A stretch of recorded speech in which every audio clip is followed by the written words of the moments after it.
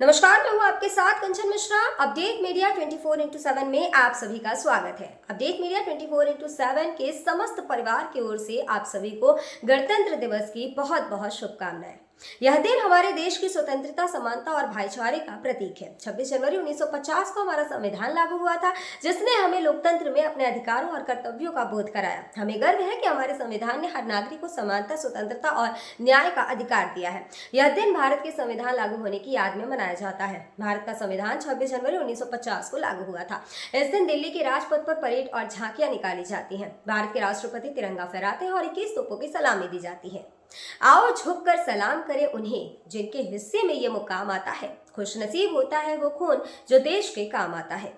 ना पूछो जमाने से कि क्या हमारी कहानी है, हमारी पहचान तो बस इतनी है कि हम सब हिंदुस्तानी हैं।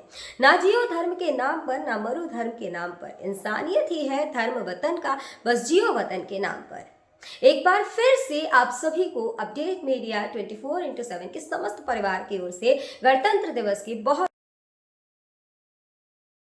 भारत का गणतंत्र दिवस 26 जनवरी को क्यों मनाया जाता है? जैसा कि आप जानते हैं कि गणतंत्र दिवस हमारा राष्ट्रीय पर्व है जो 26 जनवरी को मनाया जाता है। हर साल गणतंत्र दिवस के दिन भव्य परेड का योजना बनाया जाता है जो इंडिया गेट से राष्ट्रपति भवन तक होता है। इस परेड के दौरान थल सेना, वायुसेना और नौसेना के जवान शामिल होते हैं। इस परेड के दौरान तीन सेनाओं के प्रमुख राष्ट्रपति को सलामी देते हैं। यही नहीं, इस दिन तीन सेनाएं आधुनिक हथियारों का प्रदर्शन भी करती हैं जो राष्ट्रीय शक्ति का प्रतीक है। लेकिन आप जानते हैं कि गणतंत्र दिवस 26 जनवरी को ही क्यों मनाया जाता है? दरअसल 1950 ईस्वी में मुझे भारत सरकार अधिनियम को हटाकर भारत का संविधान लागू किया गया था। संविधान को लागू करने के लिए 26 जनवरी का दिन इसलिए चुना गया क्योंकि साल 1929 में दिसंबर में लाहौर में भारतीय राष्ट्रीय कांग्रेस का अधिवेशन पंडित जवाहरलाल नेहरू की अध्यक्षता में हुआ था। इस अधिवेशन में प्रस्ताव पारित कर इस बात की घोषणा की गई कि यदि अंग्रेज सरकार द्वारा 26 जनवरी 1930 तक भारत को स्वतंत्र देश का दर्जा नहीं दिया गया तो भारत को पूर्ण रूप से स्वतंत्र देश घोषित कर दिया जाएगा।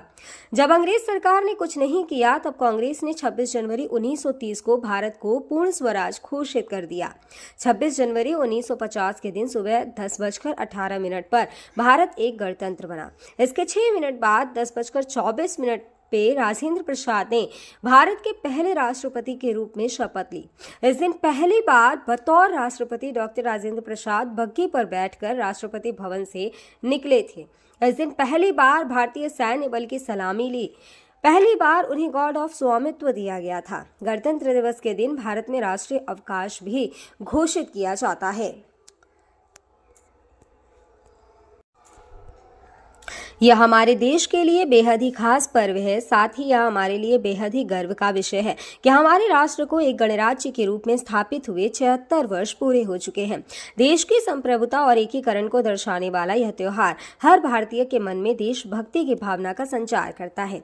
26 जनवरी 1950 21 तोपों की सलामी के साथ तिरंगा फहराते हुए राष्ट्रपति डॉक्टर राजेंद्र प्रसाद ने स्वतंत्र भारत का स्वनिर्मित संविधान लागू किया। भारत के नए युग की शुरुआत के साक्षी देशवासियों सहित सी गोपालाचारी, जवाहरलाल नेहरू, सरदार पटेल जैसे गणमान्य बने। मात्र 3 साल पहले आजादी की सुबह देखने वाले देश ने अपना संविधान बनाकर विश्व को अपनी संप्रभुता का परिचय दिया। हालांकि ये डगर इतनी आसान नहीं थी। इतिहास के पन्नों को टटोले तो मालूम होता है कि स्वराज के साथ ही अपने संविधान, हक और हुकूम की लड़ाई बेहद चुनौती भरी थी। दरअसल अंग्रेजों की गुलामी से त्रस्त देशवासियों को प्रथम विश्व युद्ध के दौरान एक सुनहरा अवसर हाथ लगा जब ब्रिटेन की ओर से मदद की गुहार लगाई गई। भारतीयों ने सहर्ष प्रस्ताव स्वीकार किया और वर्ल्ड वॉर में ब्रिटेन के साथ खड़े नजर आए। यह उद्देश्य के साथ कि उन्हें आगे चलकर अंग्रेजों की हुकूमत से आजादी मिल जाएगी। लेकिन एक बार फिर अंग्रेज अपनी बात से पलटते नजर आए और आजादी के बदले लेकर आए भारत सरकार अधिनियम 1919। इस अधिनियम का असर ये रहा कि देश के कुछ बड़े प्रांत में दोहरी शासन प्रणाली व्यवस्था लागू हुई। इसके तहत स्वास्थ्य, शिक्षा, कृषि जैसे विषयों को भारतीय मंत्रियों के सम्मुख सौंप दिया गया था। वहीं दूसरी तरफ से सैन्य, रक्षा और विदेशी मसले जैसे अहम मुद्दे वायसराय के अधिकार क्षेत्र में रहे। इसके अनुरूप भारतीयों को यह आश्वासन दिया गया कि इस अधिनियम से पड़ने वाले प्रभावों का विषय में भविष्य में आकलन किया जाएगा। अंग्रेजों के इसी कदम ने जमीन तैयार की साइमन कमीशन की। जो साल 1928 में भारत की धरती पर दाखिल हुआ।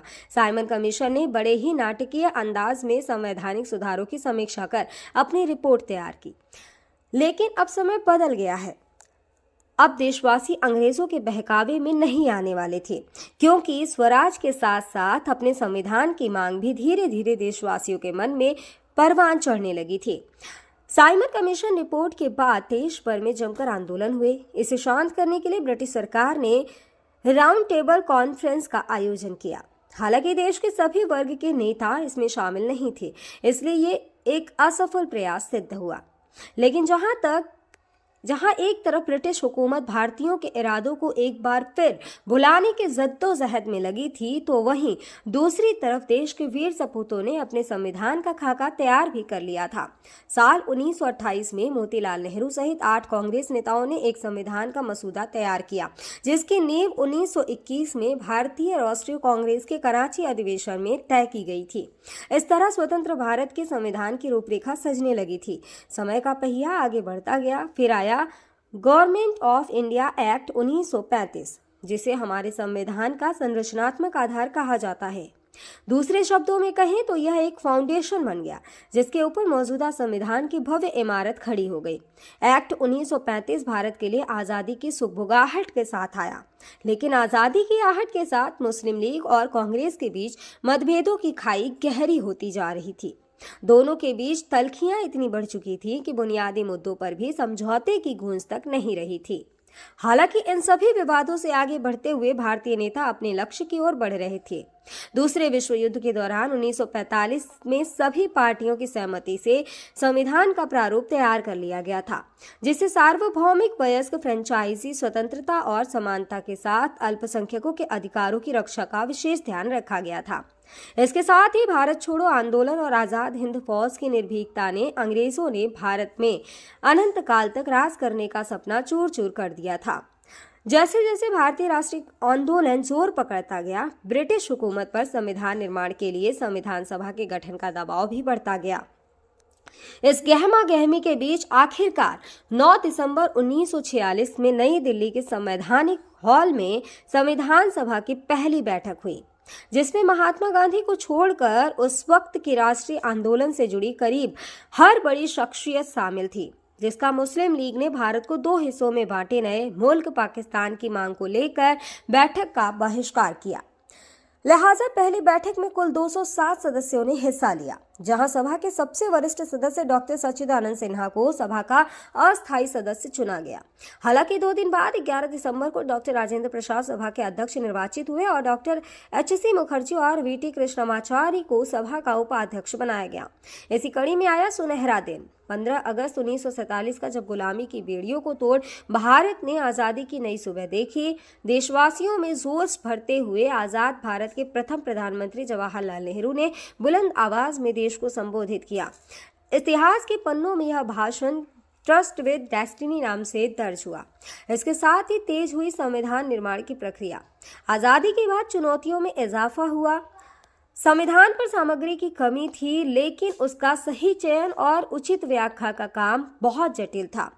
बी.एन. राव द्वारा तैयार किए गए संविधान के प्रारूप पर विचार विमर्श करने के लिए संविधान सभा 29 अगस्त 1947 को एक संकल्प पारित करके प्रारूप समिति का गठन किया।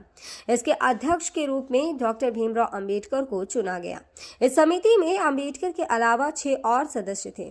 संविधान निर्माण के दौरान कई अहम फैसले लिए गए, जिसके राष्ट्रमंडल के समूह में भारत की सदस्यता, राष्ट्रध्वज का चयन, साथ ही राष्ट्रगान और राष्ट्रनीति का चुनाव शामिल था। यहाँ दिलचस्प बात यह है कि संविधान में सबसे पहले नंबर पर आने वाली उद्देशिका सबसे अंत में पारित हुई। संविधान अगर राजनीतिक असंवैधानिक दस्तावेज है, तो पीएमएल एक ग्रंथ को दार्शनिक नजरिया प्रदान करती है। डॉक्टर भीमराव अंबेडकर की अगुवाई में संविधान निर्माताओं ने 60 देशों के संविधानों का अध्ययन किया। 4 नवंबर 1948 को संविधान का अंतिम प्रारूप पेश किया। संविधान तैयार करने के बाद मुश्किल खड़ी हुई कि इसे सुंदर अक्षरों में पिरोकर कैसे संजोया जाए। इस उधेड़-बुन के बीच प्रेम बिहारी नारायण रायजादा का नाम सामने आया, जो कि अपने दौर के सबसे विख्यात कैलीग्राफर थे। उसके बाद भारत का संविधान प्रेम बिहारी नारायण रायजादा सुलेख फॉन्ट में लिखा गया। उसके प्रत्येक पृष्ठ को नंदलाल बोस के मार्गदर्शन में शांति निकेतन के कलाकारों द्वारा अलंकृत किया गया।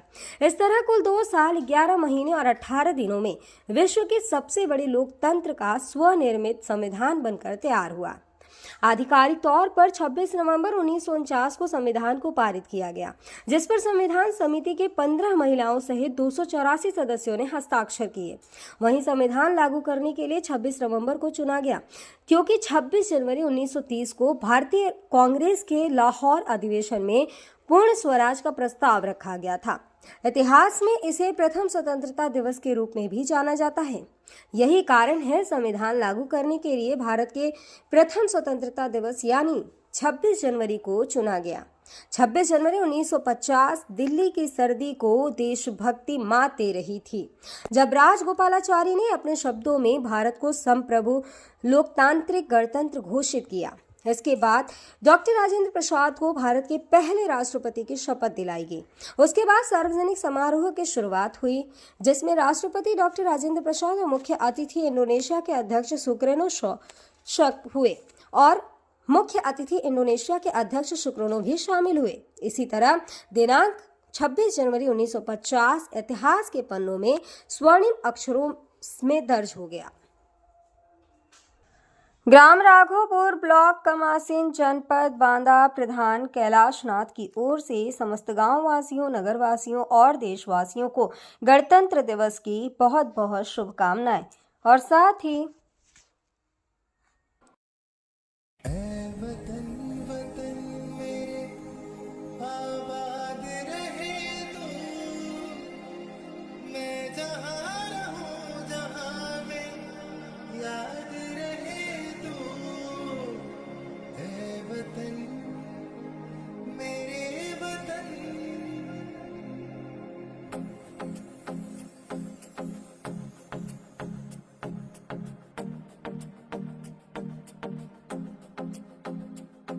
मेरा रंग दे,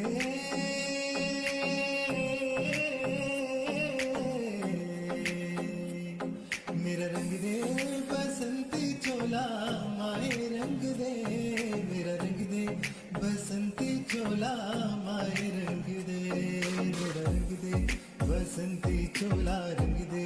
भारत में एक और बीमारी ने दस्तक दे दी है। ये बीमारी है HMPV। चीन के बाद अब भारत में भी HMPV ने दस्तक दे दी है। भारत में HMPV के 2 केसेस मिले हैं, जिसके बाद लोगों के मन में डर और सवाल पैदा हो गए हैं। सवाल ये कि HMPV वायरस क्या है, HMPV वायरस के लक्षण क्या है, HMPV वायरस से कैसे करें बचाव और क्या HMPV कोई नया वायरस है। अगर आपके मन में भी ये सवाल है तो यहाँ आपको हर सवाल के जवाब मिल जाएंगे। चीन में ह्यूमन मेटान्यूमो वायरस की वजह से वायरल बुखार श्वसन संक्रमण के बड़े मामले सामने आ रहे हैं। कर्नाटक में 2 मामले सामने आए हैं, जिनमें बेंगलुरु में भी 8 महीने की बच्ची में इस वायरस के संक्रमण का मामला सामने आया है। अब सवाल ये है कि आखिर HMPV क्या है। HMPV यानी ह्यूमन मेटान्यूमो वायरस एक श्वसन वायरस है जो फ्लू जैसे लक्षण पैदा करता है। अब निचले और ऊपरी श्वसन संक्रमण जैसे सर्दी का कारण बनता है। यह एक मौसमी बीमारी है जो आमतौर पर सर्दियों और शुरुआती वसंत में होती है, जो RSV यानी रेस्पिरेटरी सिंसिटियल वायरस और फ्लू के समान होते हैं। इससे बचाव के लिए HMPV आमतौर पर बच्चों में ही डिटेक्ट होता है। सभी फ्लू सैंपल में से 0.7% में HMPV होते हैं। इसके लक्षण है कि HMPV वायरस को ह्यूमन मेटान्यूमो वायरस या ह्यूमो वायरस कहते हैं, जिसके लक्षण काफ़ी हद तक सामान्य सर्दी जुकाम के समान होते हैं। सामान्य मामलों में यह खांसी या गले में घरघराहट, नाक बहने या गले में खराश का कारण बनता है। छोटे बच्चों या बुजुर्गों में HMPV का संक्रमण गंभीर हो सकता है। कमज़ोर ह्यूमन सिस्टम वाले लोगों में भी ये वायरस गंभीर बीमारी का कारण बन सकता है। कहा जा रहा है कि इस वायरस से संक्रमित मरीजों में सांस लेने में दिक्कत और फ्लू जैसे लक्षण दिखाई दे रहे हैं। इसके इलाज के लिए ज़रूरी है कि इसमें सबसे ज़रूरी होता है कि अगर आपको HMPV के होने का संदेह होता है या इस तरह के कोई लक्षण आपको नज़र आते हैं तो बिना डॉक्टर के सलाह के कोई भी एंटीवायरल दवाओं का इस्तेमाल ना करें। सांस की बीमारी से जुड़े एक्सपर्ट ने लोगों को मानव मेटान्यूमो वायरस से लड़ने के लिए एंटीवायरल दवाओं का आंख बंद कर उपयोग न करने की सलाह दी है। ऐसे में सावधानी बरतें और बिना डॉक्टर के सलाह के कोई भी दवा न लें। फिलहाल इसका कोई टीका अब तक नहीं है। इसके लक्षण जैसा हम पहले ही बता चुके हैं कि सर्दी जुकाम होते हैं। 2023 में England, Britain, Finland, Australia, Canada, America और चीन में एचएमपीवी का पता चला था।